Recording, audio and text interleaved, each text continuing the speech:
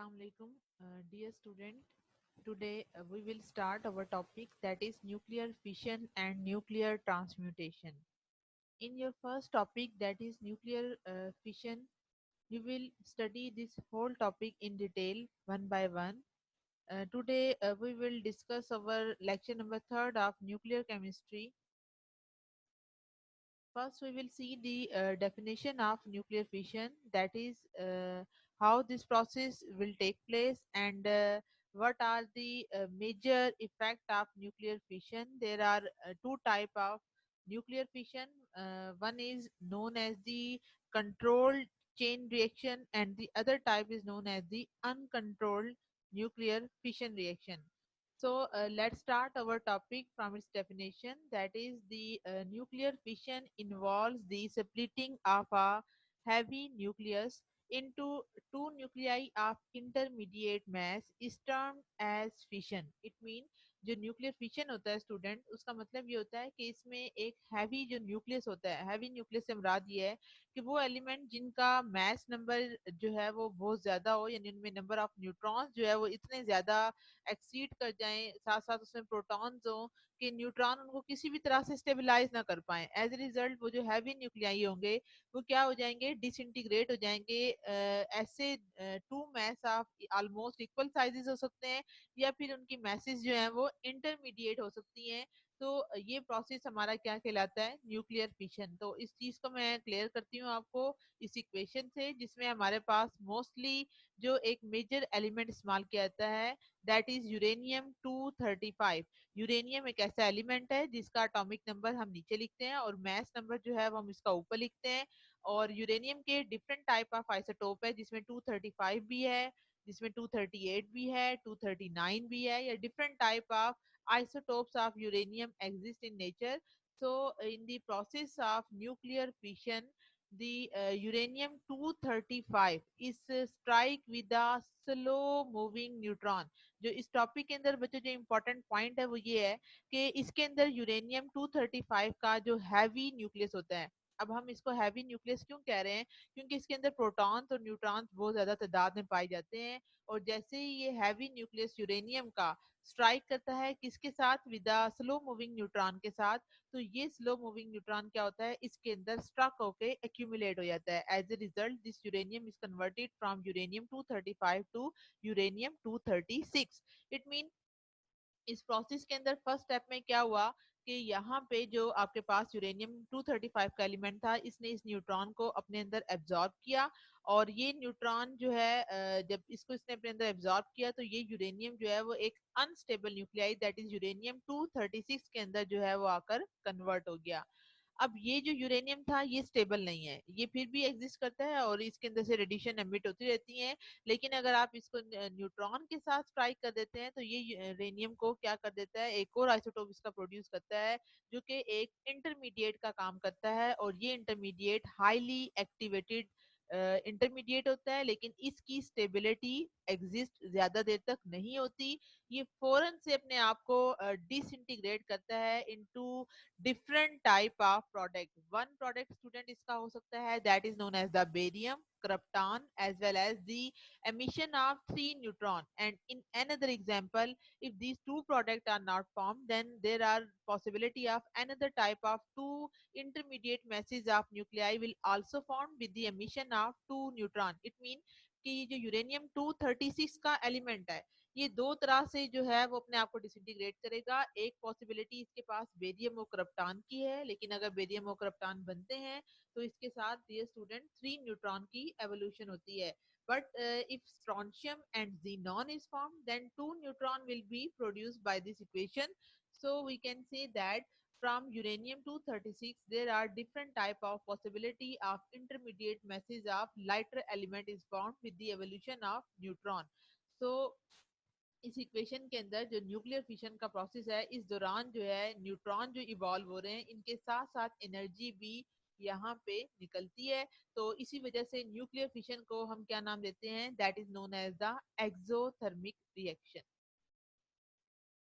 फर्ज करें इस डायग्राम को मजीद आपके सामने मैंने क्लियर किया कि जब भी यूरेनियम 235 इस न्यूट्रॉन को अपने अंदर एब्जॉर्ब करेगा तो ये एक इंटरमीडिएट मैस जो है वो क्रिएट होगी, और इस दौरान बेरियम का एलिमेंट, क्रिप्टॉन का एलिमेंट और इसके साथ साथ जो है वो 3 न्यूट्रॉन जो है वो फॉर्म होंगे। अच्छा बच्चों, आप लोगों को एक और बात क्लियर करनी थी कि जब भी आपने न्यूक्लियर इक्वेशन को देखना है तो न्यूक्लियर इक्वेशन में इस बात का ख्याल रखना है कि एटॉमिक नंबर और मास नंबर को चेंज नहीं होना चाहिए। इट मीन जो चीज रिएक्टेंट की साइड पे है, जैसे फॉर एग्जांपल आप 92 में जीरो अगर आप प्लस करते हैं तो इन दोनों को प्लस करने पर एटॉमिक नंबर इक्वल किसके हो जाता है, that is 92। In the same way अगर आप यूरेनियम की मास है दैट इज 235, इसके अंदर एक यानी न्यूट्रॉन चूंकि मास नंबर में काउंट होते हैं इसलिए इसके ऊपर 1 लिखा जाता है, और इसके नीचे जीरो हम इसलिए लिखते हैं क्योंकि ये एटॉमिक नंबर में काउंट नहीं होता। तो अगर आप 235 में इस 1 को प्लस करेंगे तो ये इक्वल होगा 236 के। तो ऐसा नहीं हो सकता कि ये जो मैसेज हैं वो इनके इक्वल ना आए। तो according to law of conservation of mass के mass neither be created nor be destroyed, but it can be changed from one form to another form. अब इसी तरह अगर आप यूरेनियम 236 को देखते हैं तो ये जो यूरेनियम 236 का एलिमेंट है it is disintegrated into barium and krypton. Barium की मास 56 है, क्रिप्टॉन की मास 36 है, क्योंकि न्यूट्रॉन एटॉमिक नंबर में काउंट नहीं होता। तो 56 plus 36 equal to 92, and with the same situation of 38 plus 54 will also equal to 92. And in another way for a mass number that is 139 plus 94 and the masses of 3 neutron. अब यहाँ पे आपने एक mass neutron की नहीं लेनी बल्कि 3 न्यूट्रॉनों की mass को आपने लेना है। It mean 3 plus 94 plus 139 equal to 236, and the same situation for 90 plus 144 plus 2 mass of neutron, then it will also equal to 236। तो यहाँ तक आपको ये बात क्लियर होनी चाहिए।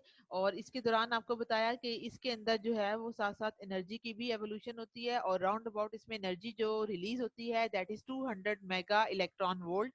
अभी आपको बताऊंगी कि ये एनर्जी जो है वो किस तरह से निकलती है, और इसको हम फिर बाद में डिटेल में देखेंगे। ठीक है, तो अभी आप देखें कि यहाँ पे आपने नोट किया कि प्रोडक्ट की जो साइड है यहाँ पर जो न्यूक्लियस की मैसेज हैं वो रिएक्टेंट की मैसेज से क्या है, कम है। दोबारा सुन लें, हमने बात की कि ये जो हमारे पास प्रोडक्ट है दैट इज बेरियम, क्रिप्टॉन या फिर स्ट्रोंशियम या जीनॉन, इन दोनों एलिमेंट की मैसेज जिनसे ये बने हैं यानी ये जो इनके पेरेंट न्यूक्लियाइड हैं और ये हमारे पास डॉटर न्यूक्लियाइड हैं। इट मीन ये जो स्मॉलर न्यूक्लियाइड भी इसको बोल सकते हैं या आप डॉटर न्यूक्लियाइड भी बोल सकते हैं। तो हम ये कहते हैं कि जो डॉटर न्यूक्लियाइड होते हैं ये डॉटर न्यूक्लियाइड जो हैं ये ज्यादा स्टेबल होते हैं एज कंपेयर टू उन एलिमेंट के मुकाबले में जिसको आपने पेरेंट न्यूक्लियाइड का नाम दिया है या इनके साथ न्यूक्लियर फिशन का प्रोसेस हो रहा है। तो सिंपल वर्ड्स में आप क्या कह सकते हैं कि जो डॉटर न्यूक्लियाइड हैं ये ज्यादा स्टेबल हैं और पेरेंट न्यूक्लियाइड कम स्टेबल हैं। इसकी रीजन क्या है, इसकी रीजन ये है कि जितना एलिमेंट का मास कम होता है उनके लिए बाइंडिंग एनर्जी की वैल्यू बढ़ जाती है। ये बाइंडिंग एनर्जी क्या चीज है, बाइंडिंग एनर्जी स्टूडेंट वो एनर्जी होती है जो कि एलिमेंट के अंदर प्रोटॉन और न्यूट्रॉन को टाइट करके या जोड़े रखती है। वो एनर्जी क्या कहलाती है, binding energy. It mean binding energy की वैल्यू प्रोडक्ट की साइड पे जो न्यूक्लियाई हैं, ये जो जितने भी न्यूक्लियाइड हैं इनके लिए बाइंडिंग एनर्जी की वैल्यू बढ़ जाती है और रिएक्शन जो है वो एक्सोथर्मिक हो जाता है। और इसके लिए ये वैल्यू आपने बच्चों याद करनी है, दैट इज 1.737 मल्टीप्लाई 10⁻13 जाउल पर मोल। या अगर आप इसको जाउल के बजाय किलो जाउल में लेके आते हैं तो आप जानते हैं कि जाउल जो है वो किलो में कन्वर्ट करने के लिए इसको आपने इस वैल्यू को डिवाइड करना है 1000 से। तो ये 10⁻13 कट के कितना हो जाएगा, 10⁻10 रह जाएगा। तो ये दोनों फैक्टर है, और इस फैक्टर को हम ये भी कह सकते हैं कि ये वैल्यू राउंड अबाउट 10⁻6 टाइम जो है वो बढ़ जाती है then the energy release in any highly exothermic process.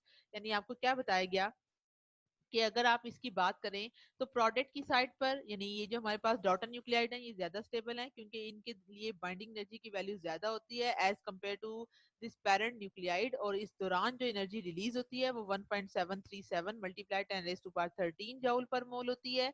और ये फैक्टर राउंड अबाउट 10⁻6 जो होता है ये इतना ये फैक्टर किसी भी अगर आप इस न्यूक्लियर रिएक्शन का कंपेयर करते कंपैरिजन करते हैं किसी ऐसे रिएक्शन के साथ जो कि एक सिंपल केमिकल रिएक्शन रिएक्शन है और वो एक हाईली एक्सोथर्मिक है, यानी हमारे नजदीक वो ऐसा रिएक्शन है जिसके दौरान लॉट ऑफ एनर्जी जो है वो उस प्रोसेस के अंदर प्रोड्यूस हो रही है।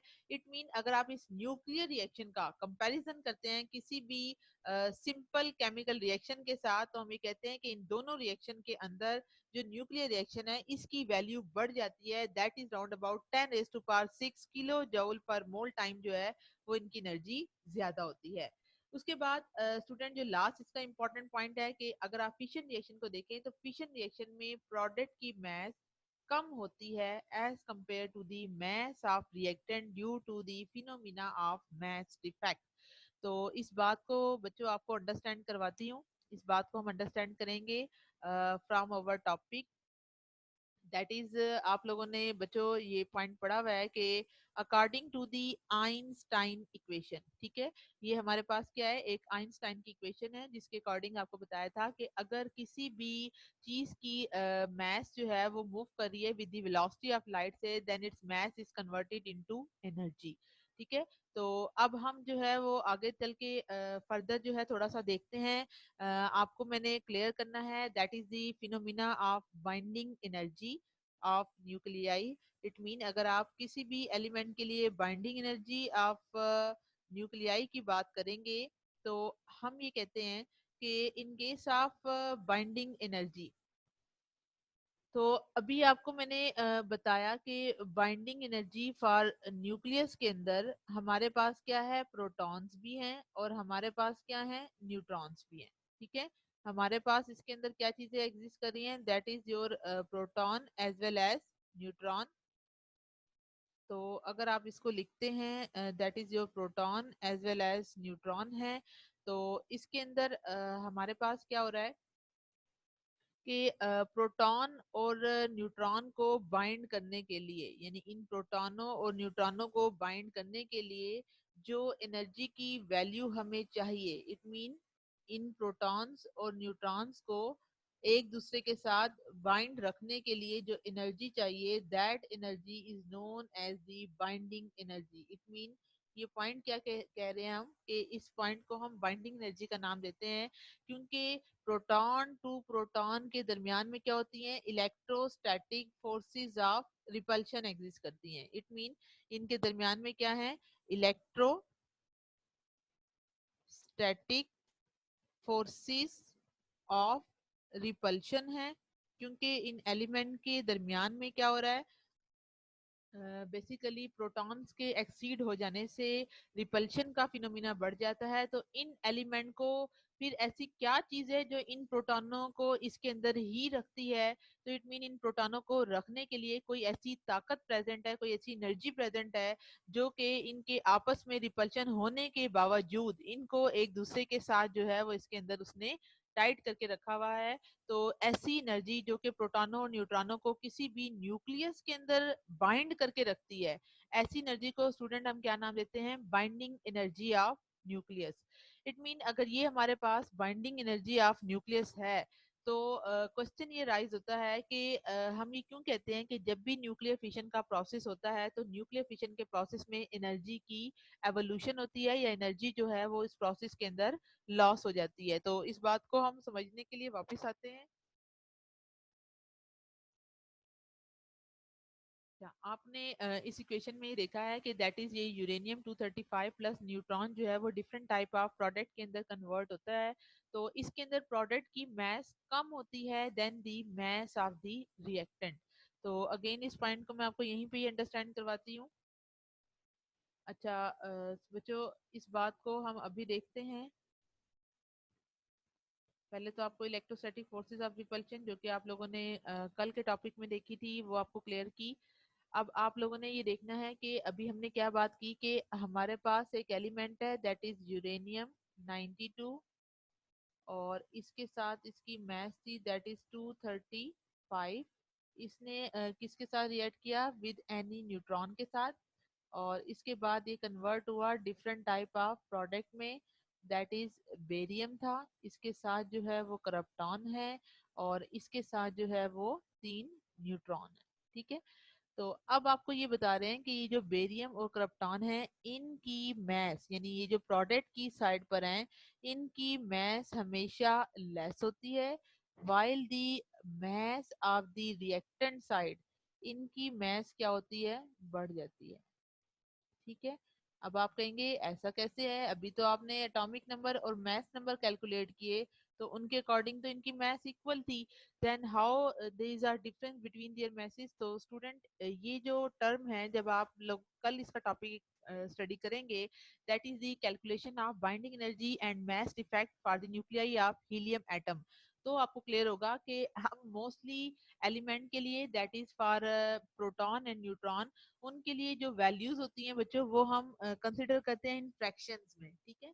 तो जैसे फॉर एग्जांपल 1.00727 AMU जो मैथ होती है फॉर वन प्रोटॉन के लिए होती है, तो अगर आप उसको इन एलिमेंट के साथ कंपेयर करेंगे तो फ्रैक्शन के पॉइंट ऑफ व्यू से वो वैल्यूज जो होती हैं वो इक्वल नहीं आती with the math of the product side. तो इट मीन इस समय ये पता चला कि जो रिएक्टेंट होते हैं इनकी मैथ ज्यादा होती है और जो प्रोडक्ट होते हैं इनकी मैथ कम आती है for any nuclear reaction. It mean अगर आप किसी न्यूक्लियर रिएक्शन की बात कर रहे हैं तो न्यूक्लियर रिएक्शन में प्रोडक्ट की मैथ रिएक्टेंट की मैथ से कम होती है। तो उसकी रीजन क्या है कि वो मैथ फिर कहाँ चली जाती है। It mean from product to reactant there is a phenomena of mass defect. इस चीज को हम क्या बोलते हैं, मैथ डिफेक्ट का नाम देते हैं कि मैथ डिफेक्ट वो फिनोमिना है जिसकी वजह से प्रोडक्ट और रिएक्टेंट की मैथ में जो है वो चेंजेस आती हैं। अब क्वेश्चन ये राइज होता है कि जो मैथ चेंज होती है वो मैथ कहाँ चली जाती है। तो वो मैथ स्टूडेंट रिलीज होती है in the form of radiation, sorry in the form of neutron. यानी आपने यहाँ देखा कि इस दौरान जो है वो न्यूट्रॉन भी निकलते हैं और इसके साथ साथ क्या होता है, एनर्जी भी आपकी एवोल्यूशन के प्रोसेस के जरिए निकलती है। इट मीन जैसे ही एनर्जी भी निकलती है और न्यूट्रॉन भी निकलते हैं, तो इससे हमें पता चलता है कि ये बेसिकली इक्वेशन है, that is equation of Einstein, जिसके अकॉर्डिंग हमें पता चला कि अगर किसी एलिमेंट की मैस के अंदर कमी आ रही है फ्रॉम प्रोडक्ट साइड से, तो वो मैस किस में कन्वर्ट हो जाती है, एनर्जी के अंदर। तो अभी हमने स्टार्ट में बात की कि ये इक्वेशन है, that is equation of Einstein, and according to equation of Einstein, if any body move with the velocity of light, then its mass is converted into energy. So we can say that कि after the reaction of any nuclear reaction, then if there is a difference in their masses from the reactant to product side, then we can say that their mass is not lost but their mass is converted in the form of energy. तो वो तमाम element जिनकी mess जो है वो convert हो जाती है in the form of energy में, तो वो किसको फुलफिल करते हैं, इक्वेशन ऑफ आइंस्टाइन को। तो ये आपको पॉइंट बताना मकसद था ताकि आपको क्लियर हो कि ये मैथ्स के अंदर चेंजेस क्यों आ रही हैं। तो भी हमने देखा कि फिशन रिएक्शन में जो प्रोडक्ट होते हैं इनकी मैस कम हो जाती है किसके मुकाबले में, then the mass of the reactant, और ये फिनोमिना क्या कहलाता है, मैस डिफेक्ट। उसके बाद आप लोगों की बुक में बच्चों कैलकुलेशन नहीं है, आपने इन वैल्यूज को याद करना है कि तकरीबन कितनी मैस लॉस होती है इस पूरे प्रोसेस में। तो जब ये कैलकुलेशन की गई फॉर यूरेनियम एटम के लिए, तो एक सिंगल यूरेनियम एटम से 0.2 AMU एटम जो है वो क्या होते हैं, उनकी मैस लॉस हो जाती है, जो कि किसको रिप्रेजेंट करता है, corresponding to a mass of 0.2 gram पर मोल।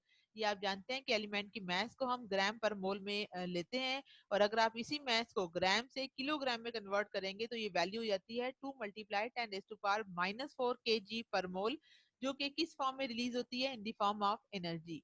तो जब आप इसके ऊपर इक्वेशन ऑफ आइंस्टाइन अप्लाई करेंगे और डिफरेंट कैलकुलेशंस करेंगे तो ये पता चलता है कि ऑन द एवरेज, जो एवरेज वैल्यू ली गई, that is round about 200 mega electron volt of energy and 2.5 neutron are released in the fission of any uranium 235 nucleus. यानी आपको क्या बताया गया कि जैसे ही आप यूरेनियम 92 235 के प्रोसेस को अप्लाई करते हैं, फॉर न्यूक्लियर फिशन के प्रोसेस को अप्लाई करते हैं इस यूरेनियम के एलिमेंट पर, तो हम ये बता रहे हैं कि इस पूरे प्रोसेस में तकरीबन 200 मेगा इलेक्ट्रॉन वोल्ट एनर्जी जो है वो लॉस होती है, और इसके साथ साथ राउंड अबाउट 2.5 न्यूट्रॉन जो होते हैं वो इस प्रोसेस के अंदर रिलीज हो जाते हैं। तो यहाँ आपको बताया कि ये एक न्यूक्लियर फिशन रिएक्शन है जिसने अपने आप को डिसइंटीग्रेट किया और उसके साथ डिफरेंट मैसेज के जो है वो न्यू एलिमेंट जो है वो फॉर्म होते हैं, और ये जो मिसिंग मैस होती है वो एनर्जी में कन्वर्ट होती है according to the equation of Einstein. तो उम्मीद करती हूँ ये सारा पॉइंट क्लियर हो गया होगा आप लोगों को। उसके बाद बच्चों जो इसका एक मोस्ट इम्पॉर्टेंट एप्लीकेशन है ऑफ न्यूक्लियर फिशन रिएक्शन की, that is known as the nuclear chain reaction. Nuclear chain reaction क्या है? न्यूक्लियर चेन रिएक्शन ये होता है कि अगर आप यूरेनियम का यही वाला प्रोसेस, इसमें आपने न्यूट्रॉन को एक सिंगल एटम से अगर आप करते हैं, तो इससे आपने नोट किया था कि फर्ज करें कि क्रिप्टॉन और बेरियम बन रहे हैं with the evolution of 3 neutron. It mean अगर आपके पास मजीद यूरेनियम के एटम प्रेजेंट हैं, तो ये मजीद यूरेनियम के एटम क्या करेंगे? एक यूरेनियम का एटम एक न्यूट्रॉन को लेगा, एंड अदर यूरेनियम का एटम सेकंड न्यूट्रॉन को लेगा, एंड थर्ड वन यूरेनियम का atom third of number of neutron को लेगा। एज अ रिजल्ट मजीद अगर आपके पास सैंपल में यूरेनियम के मैस मौजूद हैं, तो इससे एनर्जी हर स्टेप पर रिलीज होगी और इससे lot of neutron will be release होंगे। So at the end of your reaction, this reaction is termed as the nuclear chain reaction. इसको आपने न्यूक्लियर चेन रिएक्शन का क्यों नाम दिया? क्योंकि आपके पास इतनी मैस यूरेनियम की मौजूद है कि ये जो न्यूट्रॉन जो इस प्रोसेस में लॉस हो रहे हैं, वो आखिरकार मजीद यूरेनियम की मैस के साथ जो है वो रिएक्ट करते चले जाते हैं। As a result at the end at the completion of reaction or huge amount of energy is accumulated, so it is evolved a release in the form of nuclear explosion। यानी वहां पे आप nuclear धमाका भी कोई कर सकते हैं। तो हमने क्या देखा कि जब भी आपने यूरेनियम की फिशन करनी है, तो उसके जरिए हमारे पास जो एटम प्रोड्यूस होते हैं और उसके साथ साथ कितने न्यूट्रॉन रिलीज होते हैं, दैट इज 2 to 3 न्यूट्रॉन। और अगर आप इन्हीं न्यूट्रॉन को कैप्चर करवा देते हैं, यानी कौन से न्यूट्रॉन, ये जो तीनों न्यूट्रॉन है, इन्हीं को अगर आप कैप्चर करवा देते हैं और मजीद अगर सैंपल आपके पास यूरेनियम का इतना ज्यादा है कि आपके पास सैंपल में ही मजीद यूरेनियम के एलिमेंट पड़े हुए हैं, तो ये प्रोसेस क्या होगा, आपका कंटिन्यू होगा और उसके नतीजे में क्या होगा, रिएक्शन का रिजल्ट एक चेन रिएक्शन कहलाता है, जिसके जरिए sudden fission of many nuclei and the resulting production of huge quantity of energy result in the production of a nuclear explosion. तो ये जो स्टूडेंट हिरोशिमा और नागासाकी पर जो बॉम्ब फेंके गए थे, वो न्यूक्लियर रिएक्शन की ही एग्जांपल थी। तो उसके अंदर भी ह्यूज अमाउंट ऑफ एनर्जी जो है वो वहां पे उस टाइम पर रिलीज हुई होगी। ठीक है। तो न्यूक्लियर फिशन का जो प्रिंसिपल है या जो मैकेनिज्म है, वो वर्क करता है ऑन एटम बॉम्ब पे। जो दो तरह के बॉम्ब होते हैं student, that is atom bomb and the other is hydrogen bomb. जो एटम बॉम्ब है, ये इसका जो वर्किंग का प्रिंसिपल है वो है न्यूक्लियर फिशन पे। तो एटम बॉम्ब के लिए हम क्या करते हैं कि इसके अंदर हमें यूरेनियम की कुछ ना कुछ सर्टन क्वांटिटी लेनी पड़ती है। इट मीन किसी भी बॉम्ब को के लिए अगर आपने न्यूक्लियर रिएक्शन करवाना है, तो आपको कम से कम इतनी अमाउंट चाहिए कि उसमें एक चेन रिएक्शन प्रोसीड हो सके। यानी अभी आपने देखा कि ये आपके पास चेन रिएक्शन एग्जांपल है बॉम्ब की, न्यूक्लियर बॉम्ब की। तो न्यूक्लियर बॉम्ब के लिए हम क्या बात कर रहे हैं कि आपके पास यूरेनियम की कम से कम इतनी अमाउंट तो हो कि जिसके जरिए ये पूरा चेन रिएक्शन जो है वो हो सके और उसके बाद इतनी एनर्जी प्रोड्यूस हो के नतीजे में एक्सप्लोजन हो सके। सो जितनी कम से कम अमाउंट, यानी आप ये कहते हैं ना कि आप एक बॉम्ब को सिंथेसाइज कर रहे हैं, तो एक बॉम्ब की सिंथेसिस में आपको यूरेनियम के एलिमेंट की कितनी मैस रिक्वायर्ड है, तो वो minimum amount of uranium element which is required for the synthesis of atom bomb, then it is known as the critical mass। तो उसको आप क्या कहते हैं कि वो कम से कम क्वांटिटी जो कि आपको चाहिए किसी भी न्यूक्लियर बॉम्ब के लिए, तो उसको हम बोलते हैं क्रिटिकल मैस। और अगर फर्ज करें ये मैस कम है, यानी अगर ये हमारे पास यूरेनियम का एलिमेंट ही इतना नहीं है कि ये पूरा चेन रिएक्शन प्रोसीड हो सके, फर्ज करें यहाँ तक आके हमारे पास मजीद मैस अवेलेबल ही नहीं है कि ये न्यूट्रॉन जो है वो उसके अंदर एब्जॉर्ब हो, तो एज ए रिजल्ट ये आपका प्रोसेस क्या हो जाएगा, डिसकंटिन्यू हो जाएगा और आप एटम बॉम्ब को फिर वहां से या एक्सप्लोजन को क्रिएट नहीं कर सकते। तो यहाँ से पता चला कि if the mass is less than the critical mass, तो too many neutron are escaped and the chain reaction can not be sustained. तो यहाँ से हमने देखा कि ये जो आपके पास न्यूट्रॉन जो यहाँ से निकलेंगे, अगर मजीद यूरेनियम के एलिमेंट नहीं है, तो ये न्यूट्रॉन चेन रिएक्शन से बाहर निकल जाएंगे। एज ए रिजल्ट आपका रिएक्शन कंटिन्यू नहीं रहेगा और इस तरह से फिर आप इस पूरे रिएक्शन को कंटिन्यू नहीं कर सकते। अच्छा डियर स्टूडेंट्स, यहाँ पे जो डायग्राम में आपको नजर आ रहा है ये बॉम्ब को ट्रिगर करने के वे हैं। या तो आप कोई केमिकल छोटा सा धमाका करें जिससे आपका जो न्यूट्रॉन है वो इसके अंदर एब्जॉर्ब हो। तो ये डिफरेंट टाइप ऑफ वेज थे, लेकिन आपने इसको भी जस्ट देखने की हद तक है, आप इसको देख लें, इतनी डिटेल आपकी बुक में नहीं है। अच्छा, उसके बाद आपको बता रहे हैं कि बॉम्ब को चलाने का एक वे क्या है कि आप कोई केमिकल एक्सप्लोजन करें जिसके नतीजे में टू सेपरेट सब critical message of fissionable material at each other so that the critical mess is suddenly exceeded. यानी आपको क्या बता रहे हैं कि आप कोई केमिकल एक्सप्लोजन करें जिसके नतीजे में जो सब क्रिटिकल पीसीज ऑफ यूरेनियम है वो किसी तरह एक दूसरे के साथ क्या हो जाएं, जुड़ जाएं। और जैसे ही वो जुड़ेंगे तो वहां पे एक्सप्लोजन के चांसेस बढ़ जाएंगे। तो ये आपको बताया कि बॉम्ब को चलाने का वे क्या है कि आप कोई केमिकल एक्सप्लोजन करें जिसके जरिए जो सेपरेट सब क्रिटिकल, सब का मतलब होता है जिनकी क्वांटिटी कम हो क्रिटिकल मैस से। तो जैसे ही जो कम क्वांटिटी वाले दो यूरेनियम के आइसोटोप एक दूसरे से कंबाइन होंगे तो उनकी मैस इतनी एक्सीड हो जाएगी जितने के क्रिटिकल मैस जो कम से कम रिक्वायरमेंट है उसके बनने के लिए वो हमारे पास रिक्वायर्ड हो। सो हमने ये देखा कि न्यूक्लियर फिशन में दो तरह के एलिमेंट होते हैं बच्चों, that is uranium 235 and the other element that is the plutonium 239। इसको मोस्टली इस्तेमाल किया जाता है बच्चों न्यूक्लियर वेपन्स में। और पहले तो आपने यूरेनियम की डिटेल देखी, अब आप थोड़ा सा प्लूटोनियम को देख लें। प्लूटोनियम 239 जो है इसको हम कैसे बनाते हैं, by bombarding uranium 238 with neutron. यानी ये जो यूरेनियम 238 है इसको अगर आप न्यूट्रॉन के साथ स्ट्राइक करें तो इससे यूरेनियम 239 की फॉर्मेशन होती है। और ये जो यूरेनियम 239 है ये बाद में कन्वर्ट होता है नेपच्यूनियम में, और इसके साथ साथ जो है वो बीटा पार्टिकल निकलते हैं। और ये जो नेपच्यूनियम होता है एलिमेंट, ये आगे से further by the loss of beta rays किस एलिमेंट में कन्वर्ट हो जाता है, प्लूटोनियम में, जिसका atomic number 94 and mass number is 239 होता है। अब आगे बता रहे हैं आपको कि न्यूट्रॉन की bombardment of non fissionable but relatively abundant uranium 238 produce 239 plutonium. यानी at the end of this completion of reaction कि ये जो अमाउंट है ये हमें गुड क्वांटिटी में हासिल होती है और इस न्यूक्लियाइड को हम एक्सटेंसिवली इस्तेमाल कर सकते हैं फॉर फिशन रिएक्शन के लिए। उसके बाद एक और एलिमेंट है that is third fission nuclide that is uranium 233 is found from thorium. यानी ये एलिमेंट है that is thorium element.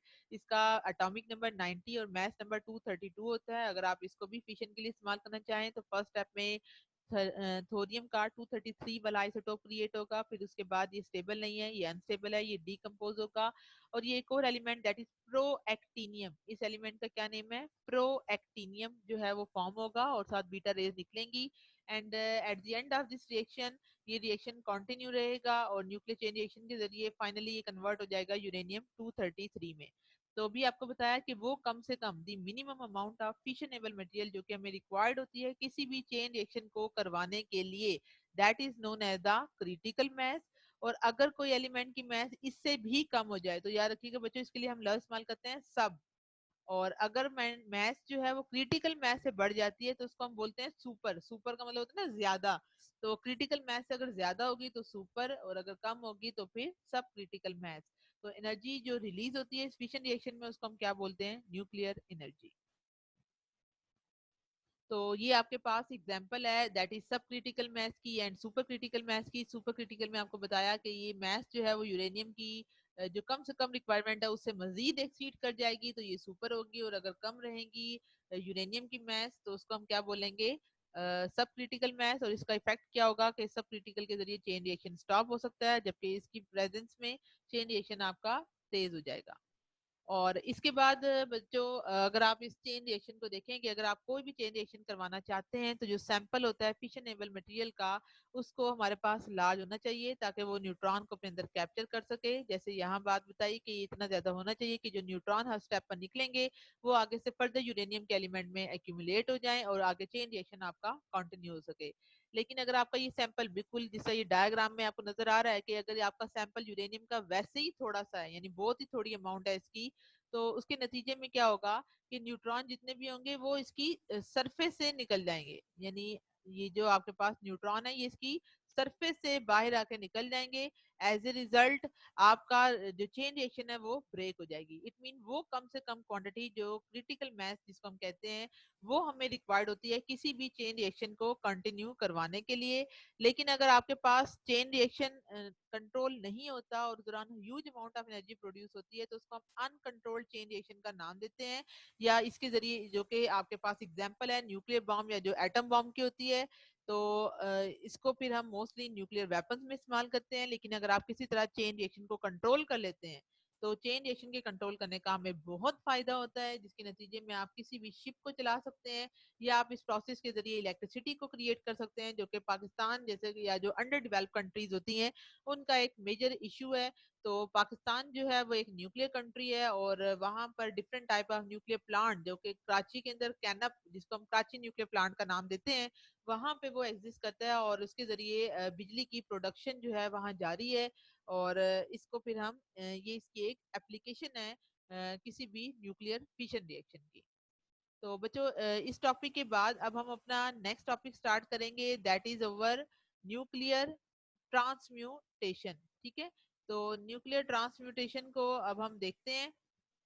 Nuclear transformation भी इसको हम बच्चों बोलते हैं या इसको हम न्यूक्लियर ट्रांसम्यूटेशन का भी नाम देते हैं।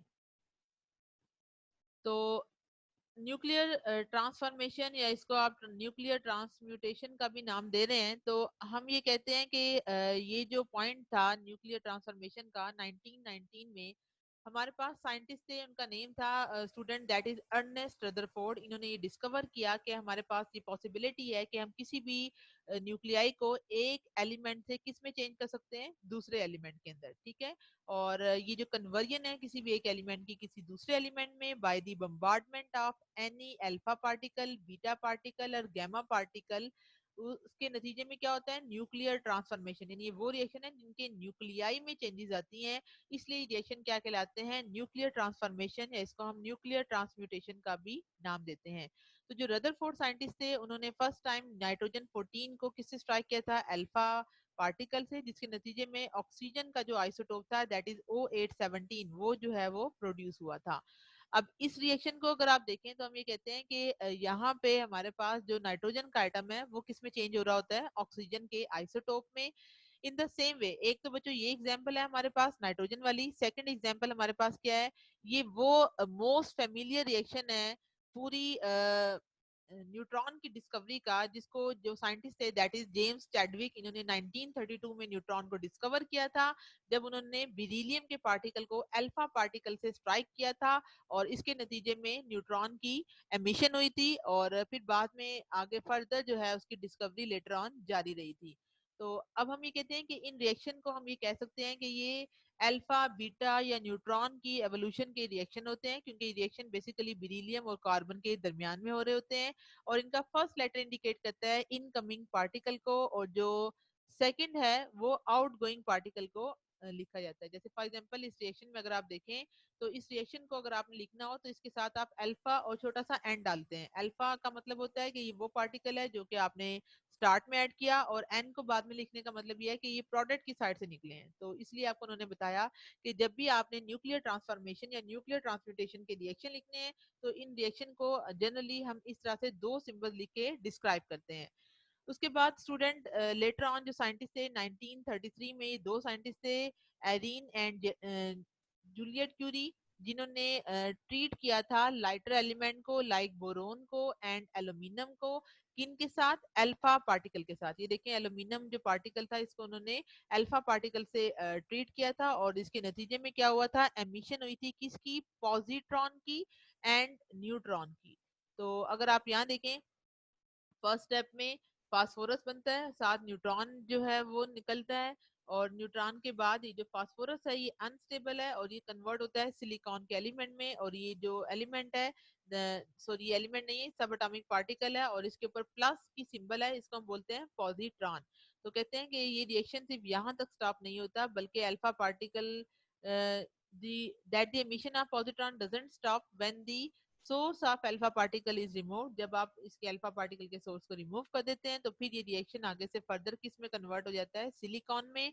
और इससे इन्होंने बताया कि फास्फोरस 30 यानी ये जो फास्फोरस का रेडियो आइसोटोप जो क्रिएट किया गया था, ये फर्स्ट रेडियो एक्टिव न्यूक्लियाइड था जो कि प्रोड्यूस किया गया था लेबोरेटरी में। ठीक है, और फास्फोरस 30 जो है वो फर्स्ट रेडियो एक्टिव न्यूक्लियाइड है जो कि प्रोड्यूस किया गया था स्टूडेंट लेबोरेटरी के अंदर, और thousand of radio active nuclide जो है वो इस प्रोसेस के जरिए प्रोड्यूस किए गए थे। अब इसके बाद element of larger atomic number जो है वो ज्यादातर स्कैटर होते हैं, डिफ्लेक्ट होते हैं alpha particle from natural sources से, rather than giving a transformation और ट्रांसम्यूटेशन रिएक्शन। अब कहते हैं कि वो एलिमेंट जिनकी न्यूक्लियाई में लार्ज पॉजिटिव चार्ज होते हैं और वहां पे अल्फा पार्टिकल अगर बहुत ही हाई स्पीड के साथ ट्रेवल कर रहे हो तो उसका नतीजा क्या होता है कि वो न्यूक्लियस के अंदर एंटर हो जाते हैं और उनके साथ रिएक्ट कर जाते हैं।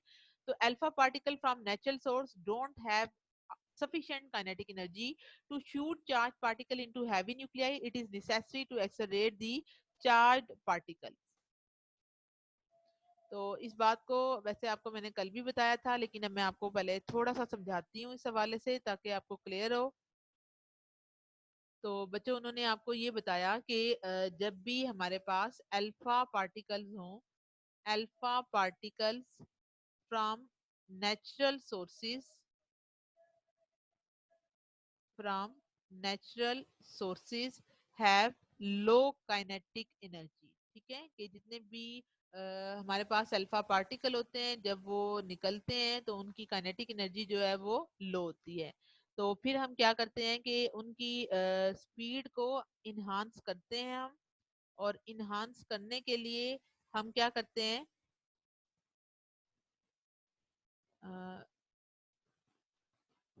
To increase the speed of alpha particle, हम क्या करते हैं, हम दो काम करते हैं। ठीक है,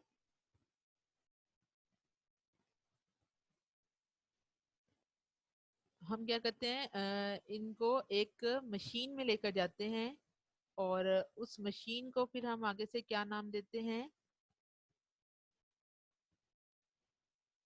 उस मशीन का बच्चों नाम होता है, उसको हम बोलते हैं एटम स्मैशर।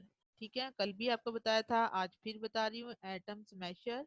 इसको हम दूसरा नाम देते हैं साइक्लोट्रॉन का, या फिर इसको हम कहते हैं बच्चों सिंक्रोट्रॉन का, या फिर हम इसका एक और जो नाम रखते हैं that is known as the particle accelerator. ठीक है, इसको हम क्या कहते हैं, पार्टिकल एक्सेलरेटर।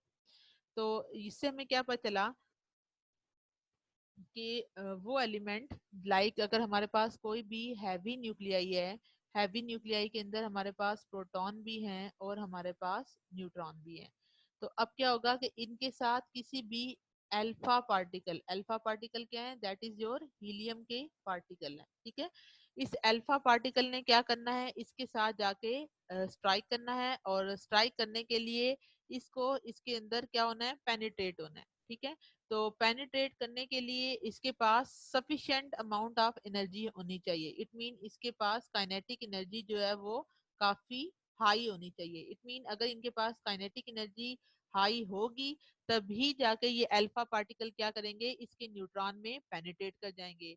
लेकिन हमने बात की कि जो अल्फा पार्टिकल हमारे पास नेचुरल सोर्सेज से आते हैं उनकी काइनेटिक एनर्जी की वैल्यू बहुत ही लो होती है, तो या इतनी नहीं होती कि वो इसके न्यूक्लियाई में पेनिट्रेट कर जाएं। तो इसकी स्पीड को इन्हांस करने के लिए, किसकी स्पीड को, इस अल्फा पार्टिकल की स्पीड को इन्हांस करने के लिए हम जो मशीन इस्तेमाल करते हैं, ये चारों नाम इस एक ही मशीन के हैं। और ये मशीन क्या करती है, इस अल्फा पार्टिकल की स्पीड को यानी इसकी जो काइनेटिक एनर्जी होती है उसको वो बढ़ा देती है, और इस मशीन का नाम है एटम स्मैशर। इसको हम साइक्लोट्रॉन, सिंक्रोट्रॉन, या फिर हम क्या नाम देते हैं, पार्टिकल एक्सेलेरेटर का। और अब मैं आपको इसकी पिक्चर भी आप लोगों को दिखाती हूँ ताकि आपको पता चले कि ये जो है वो कौन सी डायग्राम है जो कि हम अभी डिस्कस कर रहे थे। ठीक है, तो आपको मैं ये बताती हूँ ताकि आपको क्लियर हो। तो बच्चों ये जो है आपके पास एक डायग्राम है, किसकी है ये, साइक्लोट्रॉन की है। ठीक है, तो ये आपके पास वो मशीन की डिवाइस है और ये इसका पूरा कंप्लीट सेटअप है जहाँ पे अल्फा पार्टिकल की स्पीड को क्या किया जाता है, इन्हांस किया जाता है। और अब जो है वो हम वापस आते हैं अपने टॉपिक की जानिब, जो कि हम पढ़ रहे थे कि अभी हमने देखा कि जो पार्टिकल एक्सेलरेटर है ये एक ऐसी डिवाइस है जो कि एक्सेलरेट करती है इलेक्ट्रॉन, प्रोटॉन या अल्फा पार्टिकल को या दूसरे आयन को वेरी हाई स्पीड से। और बहुत सारे मेथड जो हैं वो बनाए गए जो कि एक्सेलरेट करते हैं चार्ज पार्टिकल को using strong magnetic and electrostatic field. It mean ये जो मशीन होती है इनको हम पार्टिकल एक्सेलरेटर या एटम स्मैशर भी कहते हैं, या इनको हम साइक्लोट्रॉन या सिंक्रोट्रॉन का भी नाम देते हैं। और ये जो साइक्लोट्रॉन और सिंक्रोट्रॉन जो कि अवेलेबल थी 1934 में, it was not possible to induce radioactivity in the element beyond potassium. यानी वो ये बता रहे हैं कि जो 1934 तक जो मशीन वहां पर उस टाइम अवेलेबल थी उसके जरिए रेडियो एक्टिविटी पोटाशियम के बाद, यानी पोटाशियम का एटॉमिक नंबर 39 होता है, इसके उसके बाद जो एलिमेंट आते थे उनके अंदर इंड्यूस करना हमारे पास पॉसिबल नहीं था, क्योंकि न्यूट्रॉन जो है वो आप जानते हैं इलेक्ट्रिकली न्यूट्रल होते हैं। और एक और साइंटिस्ट हैं जिनका नेम है एनरिको फर्मी, उन्होंने ये वजह पेश की कि जो न्यूट्रॉन की एंट्री होती है न्यूक्लियस में would not be oppose by the repulsive forces. यानी उनका ये कहना था कि चूंकि न्यूट्रॉन न्यूट्रल होते हैं तो अगर वो जाएंगे भी तो वो किसी किस्म की रिपल्शन क्रिएट नहीं करते। तो इसलिए पॉसिबल है कि हम क्या कर सकते हैं, हम ट्रांसफॉर्म कर सकते हैं all known element by exposure to neutron. यानी इन साइंटिस्ट का क्या कहना था,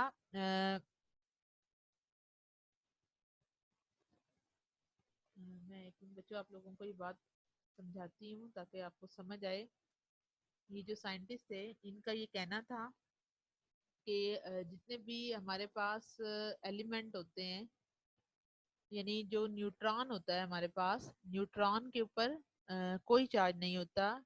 इट मीन इसके ऊपर चार्ज की वैल्यू क्या होती है, जीरो। तो अगर कोई भी एलिमेंट जिसके ऊपर चार्ज जो है वो जीरो हो या न्यूट्रल हो, तो जैसे ही वो किसी भी इसके अंदर पेनिट्रेट होने की कोशिश करेगा, फर्ज करें ये हमारे पास जो है वो एक मिनट बच्चों मैं आपको ये डायग्राम बनाकर बताती हूँ ताकि आपको समझ आए। फर्ज करें ये हम यहाँ पे प्रोटॉन लिख रहे हैं और ये हमारे पास न्यूट्रॉन है, तो हम ये कहते हैं कि ये हमारे पास एक एटम की पिक्चर है, ठीक है। तो जैसे ही अगर किसी और न्यूट्रॉन ने आके यहाँ पर ऐड होने हैं, इट मीन अगर एक और न्यूट्रॉन ने आना है और उसने आके इसके अंदर ऐड होना है, तो ऐड होने के लिए इसको क्या करना पड़ेगा, जैसे ही इस न्यूट्रॉन को इसके अंदर ऐड होना है तो इस न्यूट्रॉन ने इस न्यूक्लियस की एंट्री के साथ किसी किस्म की कोई रिपल्सिव फोर्सेस जो है वो क्रिएट नहीं करनी। It mean no repulsive forces will exist between them, ठीक है। इसके अंदर क्या होगा, no repulsive forces will exist in them. It mean अगर कोई रिपल्सिव फोर्सेस ही नहीं है तो फिर क्या होगा कि न्यूट्रॉन सीधा सीधा इसके अंदर किसी भी एलिमेंट में एंटर हो सकता है। तो इससे हमें क्या चीज समझ आई, इससे हमें बच्चों एक और पॉइंट की तरफ इशारा मिलता है कि यहाँ से वो तमाम एलिमेंट जो कि ट्रांस यूरेनियम एलिमेंट हो, यानी वो एलिमेंट जो कि यूरेनियम के बाद आते हो, ट्रांस यूरेनियम एलिमेंट जितने भी होते हैं वो बनाना हमारे पास मकसद है कि चूंकि न्यूट्रॉन न्यूट्रल है और इसकी कोई रिपल्शन नहीं है, तो तमाम एलिमेंट के साथ हम न्यूक्लियर ट्रांसम्यूटेशन का फिनोमिना कर सकते हैं। अगर हर एलिमेंट के साथ ट्रांसम्यूटेशन का फिनोमिना हो सकता है तो ट्रांस यूरेनियम यानी जो वो एलिमेंट जो यूरेनियम के बाद आते हैं उनके साथ भी ये प्रोसेस हो सकता है। तो बच्चों इस बात की को मजीद हम देखते हैं वापस अपने टॉपिक की तरफ मूव ऑन करके, कि अभी हमने क्या देखा कि जितने भी एलिमेंट हैं ना, तमाम नोन जो एलिमेंट होते हैं उनको हम ट्रांसफॉर्म कर सकते हैं। और बहुत सारे यूरेनियम के बाद आने वाले जो एलिमेंट थे जिनका एटॉमिक नंबर 92 से ग्रेटर था उनको सिंथेसाइज किया गया। और ये वही इक्वेशन है जो आपको मैंने पहले पढ़ाई है, ठीक है। अच्छा, न्यूक्लियर रिएक्टर वाली एग्जांपल, ये वाला जो पॉइंट है ये बच्चों आप लोग इसको ना करें, ये टॉपिक आपका फिर लेंथी हो जाएगा, इसको इस इक्वेशन तक नहीं करेंगे। यानी न्यूक्लियर रिएक्टर से लेके ये कोबाल्ट तक की इक्वेशन तक आप लोगों ने इसको नहीं करना। उसके बाद अगर आप देखें बच्चों तो हम ये कहते हैं कि वो एलिमेंट जिनका एटॉमिक नंबर लार्जर होता है वो normally small quantity in particle accelerator के अंदर नॉर्मली फॉर्म हो जाते हैं। यानी वो एलिमेंट जिनका एटॉमिक नंबर लार्ज हो, they are normally found in small quantities in particle accelerator. For example curium, curium जो जिसकी सिंबल क्या है, दैट इज Cm। इस एलिमेंट का क्या नेम है, क्यूरियम, और इसका मैस नंबर क्या है, 242। ये तब बनता है जब आप प्लूटोनियम 239 के एलिमेंट को आप स्ट्राइक करते हैं किसी भी एक्सेलरेटेड अल्फा पार्टिकल जिसकी स्पीड को आपने किससे इनहांस किया, दैट इज वो पार्टिकल एक्सेलरेटर के जरिए।